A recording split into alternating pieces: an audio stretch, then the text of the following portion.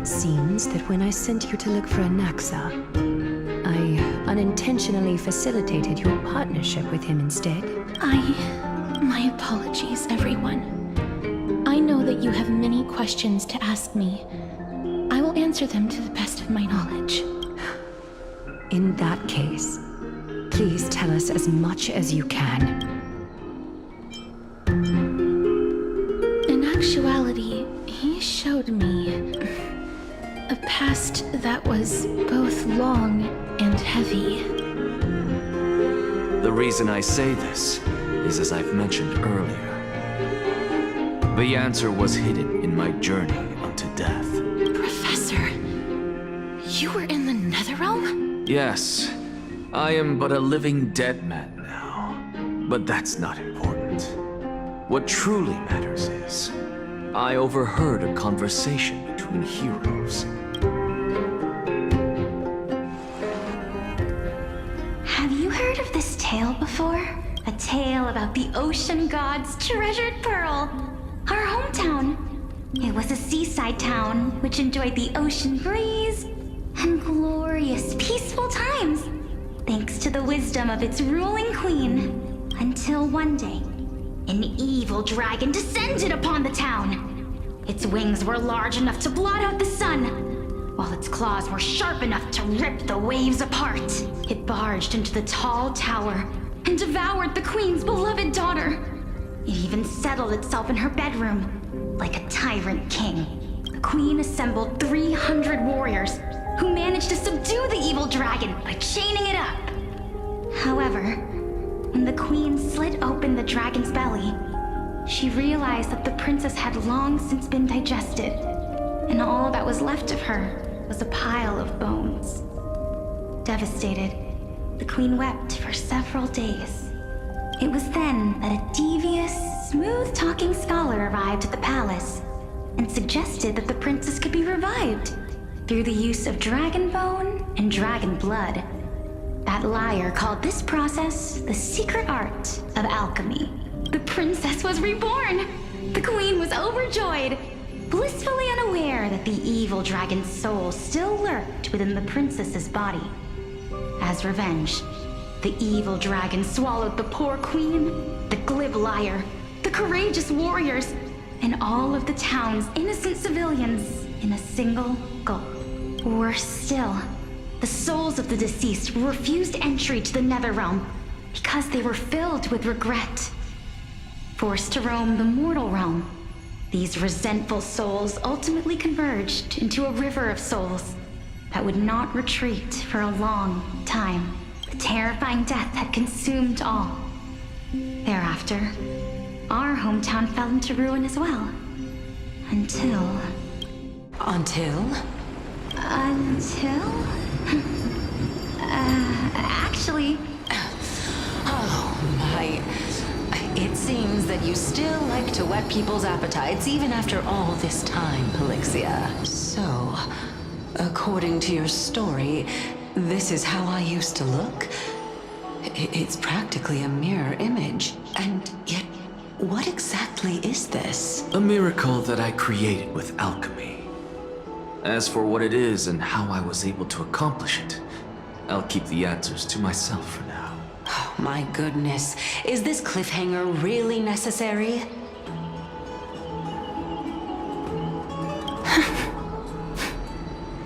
Quiet, Titan. Continue to enjoy this splendid play, and the truth will naturally reveal itself. Dragon, huh? I've heard this legend before. In that case, what do you think of it? I think that this so-called alchemy was a tenuous analogy added to the story by future generations. After all, you've never heard of a tradition of alchemy in your hometown before, have you? Indeed. Before I left home to pursue my education, I never even knew that anybody was looking into this area of study. Therefore, we can just treat this tale as a fable told to young children. A fable, you say? If so, what moral is it trying to impart to the kids? I guess it might be the concept of equivalent exchange. Oh? I thought the moral might be closer to something like honor the dead. What? At a loss for words? No, I merely realized that we're both thinking of the same principle. If life is priceless, then there is hardly anything else in this world that is of equal weight to it, right? Indeed. As expected of the wisest scholar in the land. You flatter me. Why don't I ask you a question as well, as a form of equivalent exchange? Of course. What is your question? If I imparted my knowledge of the art of alchemy to you, would you use it to resurrect someone you loved? What? What kind of strange question is this? I got it. You're just trying to get me to tell you whether I like anyone, right?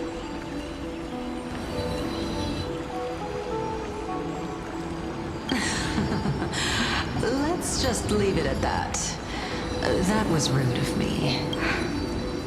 Yes, I would. Oh, Death is inevitable.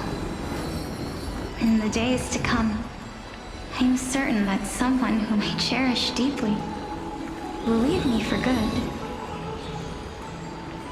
If such a mighty power really existed, I think I would use it without hesitation.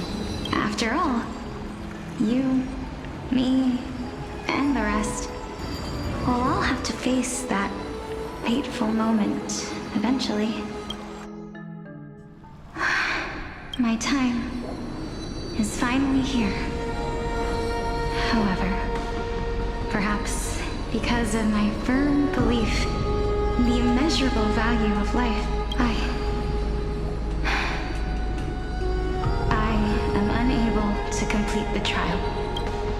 you shall wither, and through that, the dead will sprout again from the remains, and be reborn with the dead flame. It is a pity that fate is such a cruel mistress. Is there no other way of interpreting those words? I'm afraid that the meaning is clear. Between my sister and me, one must pay the price. Our trial can only be completed when the one chosen sacrifices her life. I'm afraid that the prophecy might even have selected a pair of twins for this exact purpose. Fortune makes fools of us all. My sister is prepared to sacrifice herself. And yet, I can't do the same. How absurd. My time is almost up, but I'm still afraid to welcome death. What should we do? If I'm ultimately not able to make up my mind... Since Chaos is willing to guide all of us and leave this trial to the end, there is still plenty of time for you to ponder. That's right. Don't allow the fog of an uncertain future to cloud your mind. Trial, prophecy, the topics that they're discussing seem familiar. But these three people must not have left their names in the epics. Otherwise, I would have some recollection of this. Amphorius' history before the Titans were born was complete chaos. Is that not strange by itself? I have long held 3 hypotheses about this. However, let's continue watching for now. Calypso, Polixia, and this warrior. I seem to have met him somewhere before. Regarding this matter, Nias, are you confident that you'll complete your trial? Of course. Though, I am worried about what will happen once I've emerged victorious. Looks like you have made up your mind. Yes, this is the safest course of action. Completely separating courage, honor, tenacity, sacrifice, and reason. You really know how to make things difficult.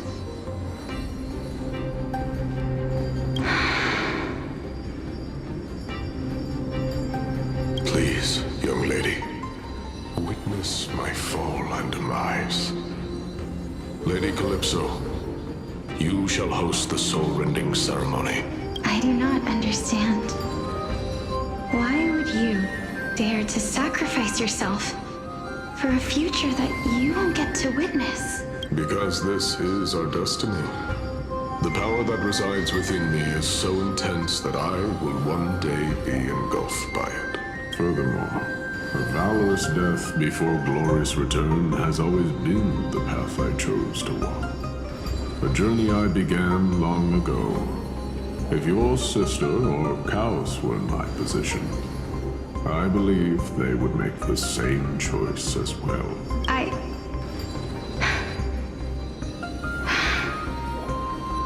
I'm not that brave. I don't know how I'm supposed to face such a serious affair. Despite being Death's chosen one, it seems you still don't know how to face it. Let's chat, young lady. Perhaps I shouldn't end my journey so hastily. Since there's still time, I'm not worried about letting fate wait a little longer. Of course. This warrior is Lord Nias. As the embodiment of Nikador's divinity, he entrusted his life to us and allowed humankind to end his madness. That means that what I'm currently seeing before my eyes is, in fact... Looks like one hypothesis of mine has already been proven true. These heroes are the true forms of the Titans, before they attain their divinity. If so, the chosen one of death that he speaks of is actually... Polixia? Is the previous form of Thanatos? But her appearance... If this is true, as long as we can find out where she went, we'll naturally be able to figure out the location of the Death Titan. But before that, we first need to witness what ultimately happened to Lord Nias.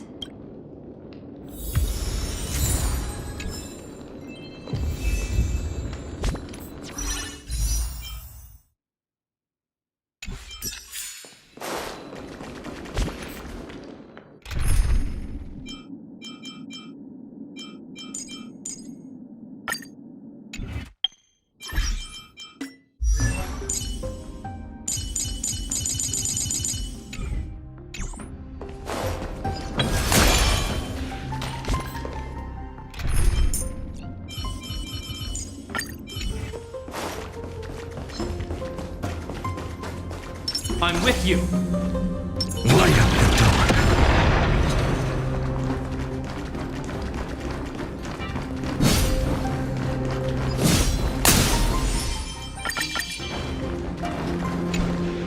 Honor, courage, tenacity, sacrifice. And finally, the only thing that remains is reason.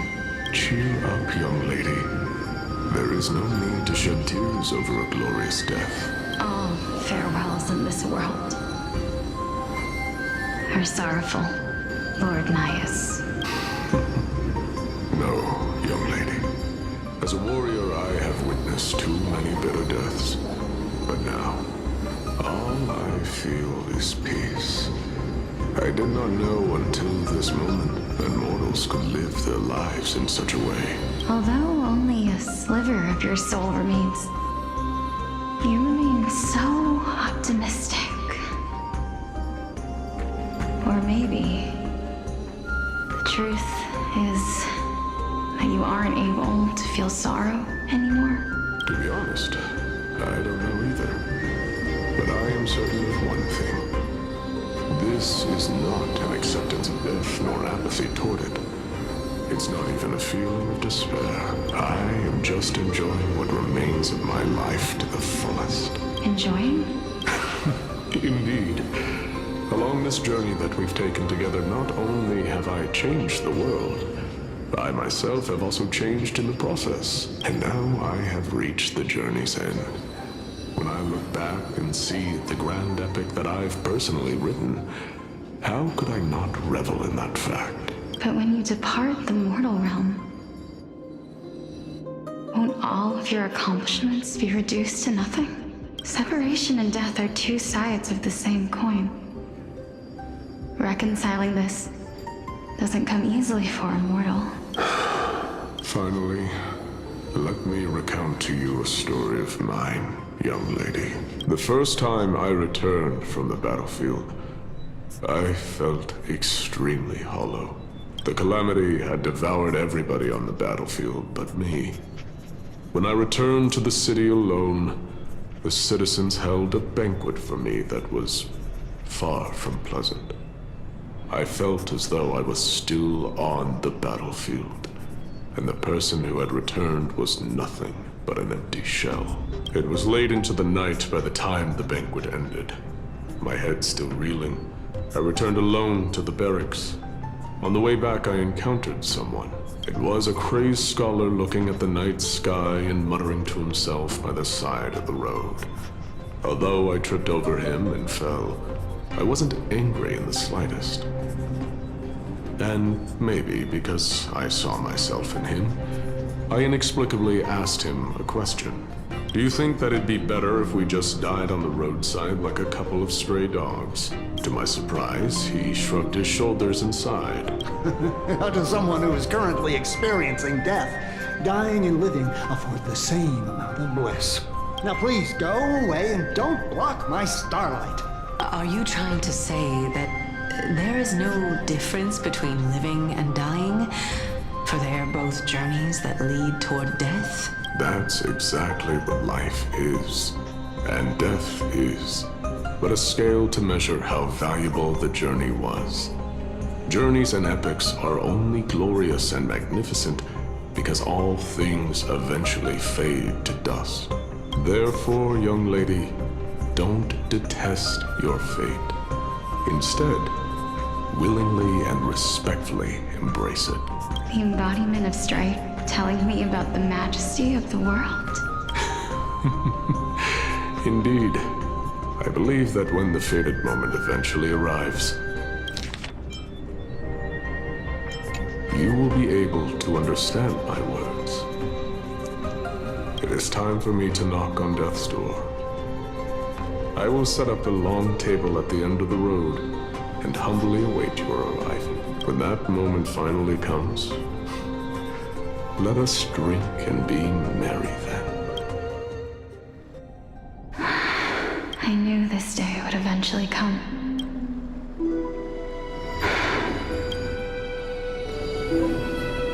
Are the both of you ready? Calixia, I'm here.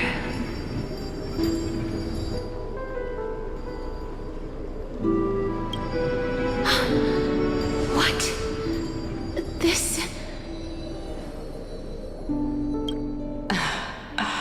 This is quite interesting indeed. Is this... Calixia's sister? Is it... me? Now, it's time for us to fulfill our promises. Are you afraid? What are you afraid of? That I won't be able to do it. You shall wither, and through that, the dead will sprout again from the remains, and be reborn with the dead flame. As foretold in the prophecy, and according to our vows, once it all ends, we must face our fated moment head-on. Even if it was prophesied, do we have no say in the matter? That's so unfair. Why are we the only ones who are forced into mutual destruction? Let me do it, sister. Let me be death's sacrifice. I was never long for this world anyway. But you're different. I was the one who wasted your life after all.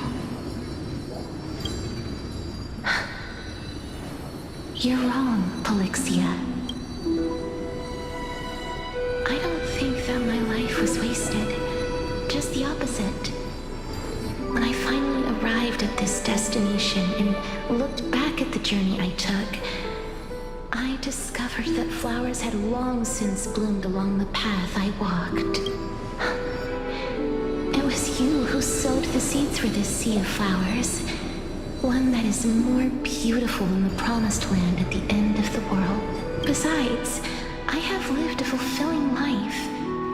Even though I was fated for sacrifice, none of the things that I've experienced will dissipate. Instead, they'll forever live on as memories inside your head. Will they not?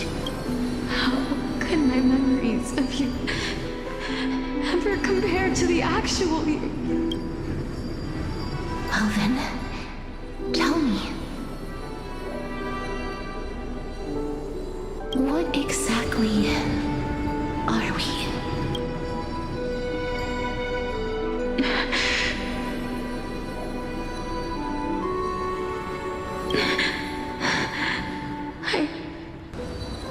I don't know. I don't know either. But regardless of what the answer is, regardless of how we're shaped by others, or even by this world, ever since we were born, the fact that we existed was predestined, and nothing could erase it. This is why I will always, always be by your side. We're twins, after all. All right, my dear Polixia. It's time to extract my heart and light the flame of death. After that, use it to plant the first bud in the prophesied new world.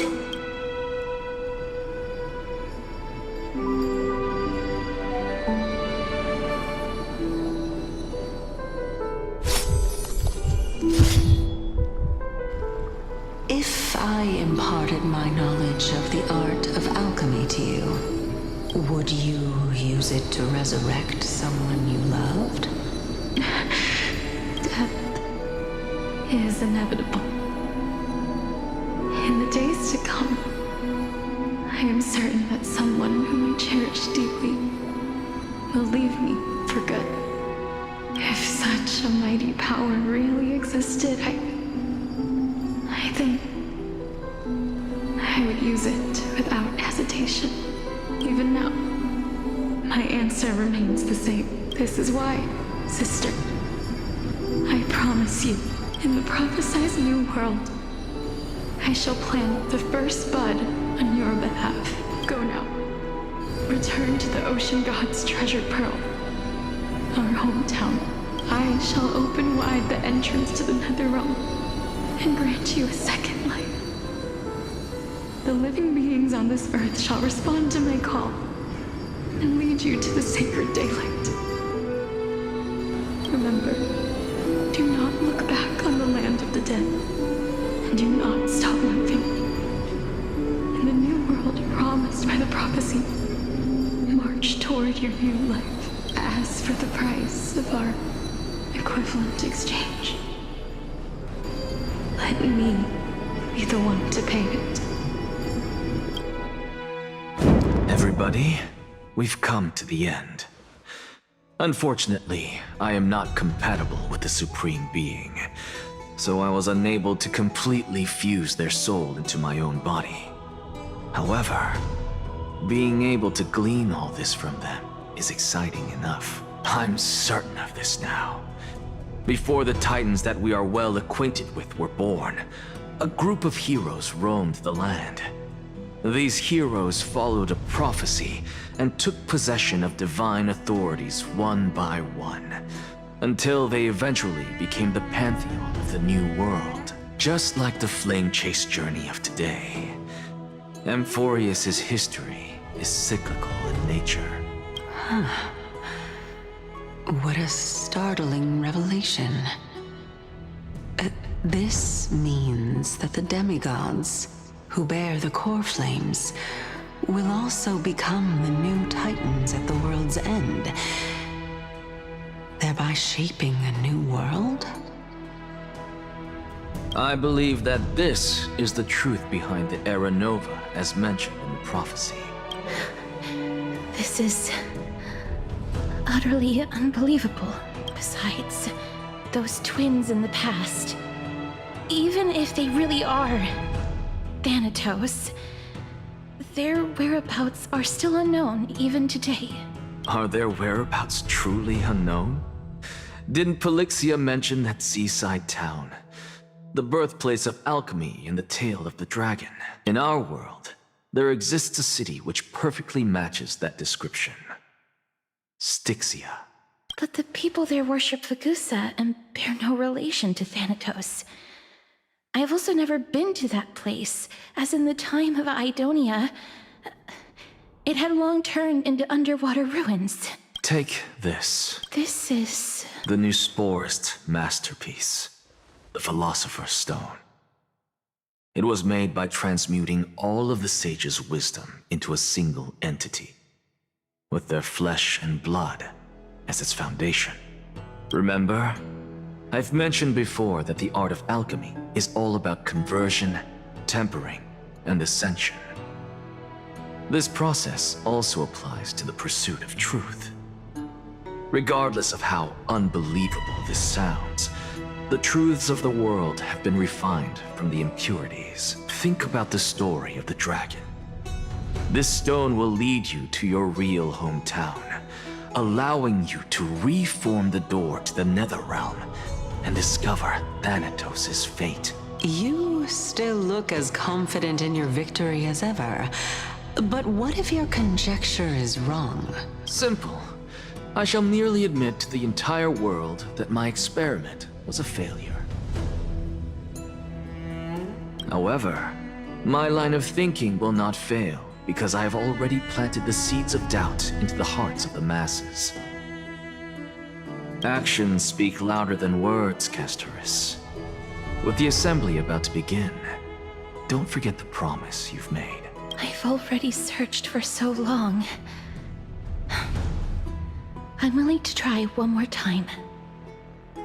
While we converse, her life is also slowly slipping away. But before I leave, I have another question. What exactly did we witness just now?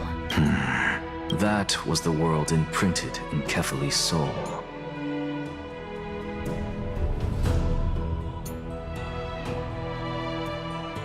If we are to prove its existence, you must take the final step. Go. Do not disappoint me. I understand. Hey, child of humanity. Don't get antsy. I still remember the question you posed to me. As a scholar, I do not wish to offer up ambiguous conclusions. Let's discuss this topic again when she manages to find the evidence. I merely wanted to ask, was that stone transmuted from your heart? If so, rebirth is no longer an option for you. Why not? When I was a child, I lost someone dear to me. When I was a teenager, I lost my faith. A while back, although you saved my life, I also lost my soul in the process. Now I'm merely forsaking my body. What's the big deal? Why are you always finding ways to die? Isn't it good to be alive? This is but a necessary sacrifice on my path to transform into the purest of them all. Can someone who's dead even claim to be the purest of them all? Furthermore, if your hypothesis is proven correct, does it not just confirm that the myths are true, and thereby invalidate all your theories? No, it's just the opposite. If my hypothesis is correct, It means that I can actually ascend to godhood and reshape this absurd world that you all have created. That's a lot to take in at once. Lady Aglaya, please, let me explain. Go on. You know that the core flame of death has always been the greatest unknown regarding the Era Nova, which is why both you and Kindness desire to gain the power to control that core flame in the approaching Citizens' Assembly. Professor Anaxa has come to a consensus with Kindness. They want to suspend the trial once Thanatos' core flame is reclaimed, hoping thus to eradicate death from this world. If they're successful, then the flame chase journey will cease, and Akama can enjoy everlasting peace.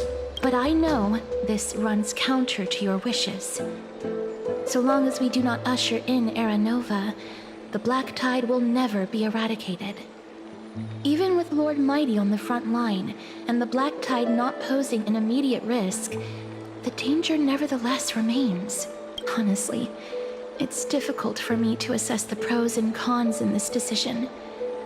But someone must bring the core flame before we can begin negotiations over it. The Titan could be very near. I cannot let this chance slip by. Besides, someone has to make this trip to bring back Mrs. Soul. Well said. You already had every reason to seek an audience with Thanatos. It's that great performer who has weaponized your wishes and placed us in this difficult situation. A world without death. Do you desire that too? If fate dictates that my path must oppose yours, I will do all I can to resist it and protect what I aspire to achieve. Lord Mighty showed me that without taking the first step, all talk of what follows is moot.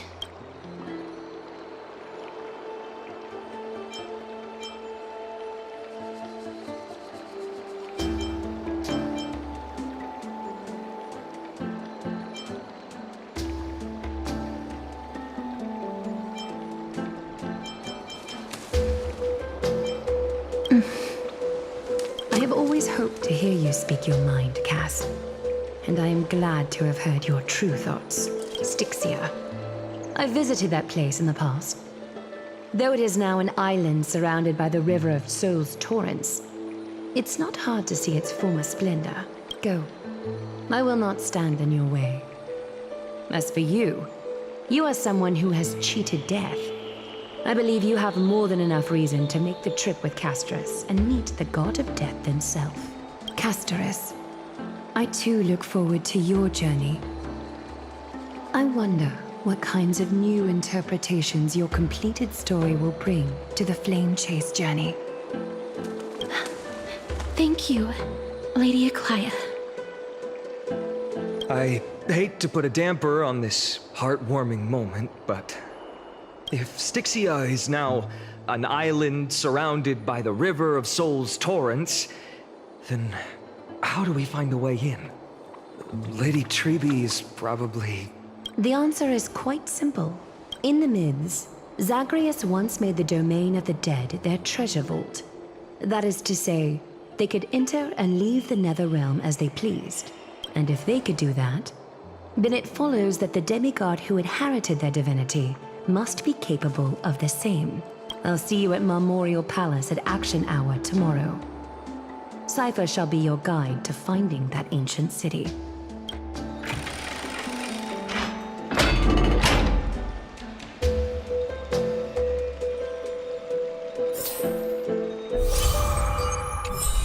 Downhung isn't back yet.